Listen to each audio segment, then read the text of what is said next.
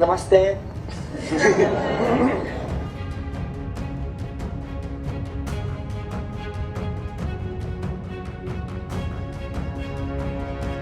उत्तर प्रदेश के मुख्यमंत्री आवास पर शुक्रवार को भारत और जापान की दोस्ती का एक अलग ही रंग देखने को मिला।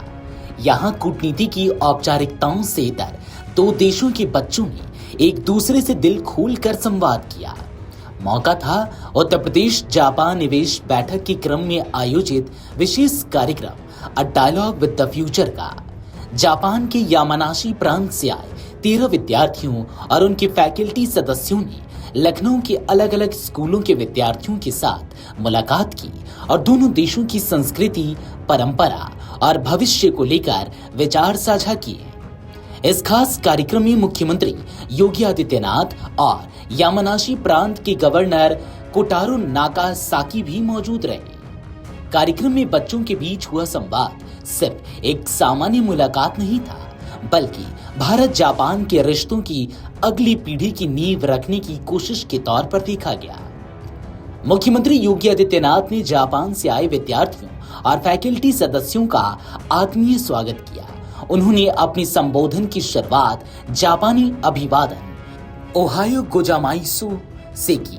योगी ने कहा कि लखनऊ उत्तर प्रदेश की राजधानी है और 25 करोड़ से ज्यादा आबादी वाला उत्तर प्रदेश भारत का सबसे बड़ा राज्य है।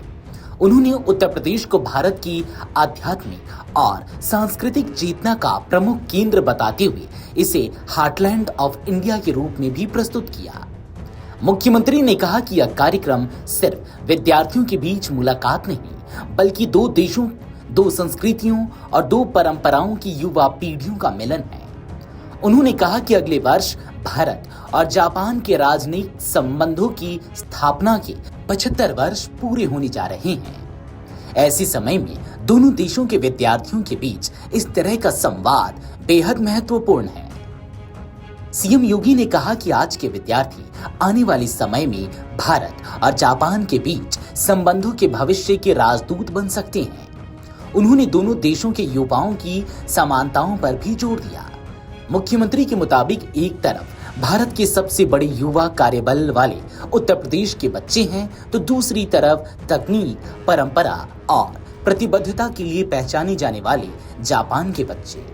उन्होंने कहा कि एक बच्चा लखनऊ के किसी गांव से आता है और दूसरा जापान के किसी गांव से। एक हिंदी बोलता है और दूसरा जापानी, लेकिन दोनों की सबसे बड़ी समानता यह है कि वे अपने भविष्य की कहानी लिख रहे हैं।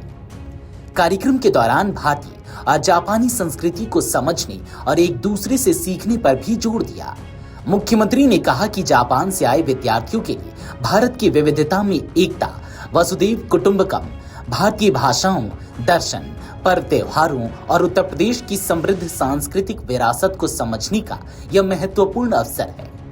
उन्होंने कहा कि जापान की नई पीढ़ी भारत को सिर्फ एक बाजार के तौर पर नहीं, बल्कि एक साझा सभ्यतागत मित्र के रूप में जाने तो यह इस संवाद की बड़ी उपलब्धि होगी। वहीं भारतीय विद्यार्थियों के लिए भी जापान से सीखने के कई अवसर हैं। योगी ने जापान की कार्य संस्कृति, अनुशासन, टीम वर्क, पारस्परिक सम्मान, स्वच्छता और समयबद्धता जैसी खूबियों का उल्लेख किया। उन्होंने जापानी जीवन दर्शन, इकाई, पारंपरिक कलाओं और उत्सवों को समझने की जरूरत पर भी जोर दिया। मुख्यमंत्री ने कहा कि ऐसे आदान प्रदान कार्यक्रमों की सबसे बड़ी ताकत यही है कि दोनों देश एक दूसरे से सीखें और अपनी श्रेष्ठ परंपराओं और मूल्यों को साझा करें। यानी मुख्यमंत्री आवास पर हुआ यह कार्यक्रम महज बच्चों की मुलाकात तक सीमित नहीं रहा।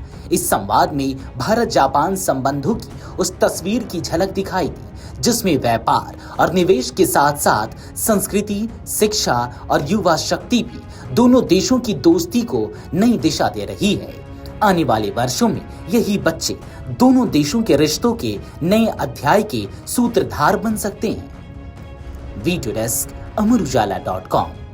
अगर आप ये वीडियो YouTube पर देख रहे हैं तो हमारे चैनल को सब्सक्राइब कर बेल आइकन दबाएं और Facebook पर देख रहे हैं तो हमारे पेज को लाइक करें।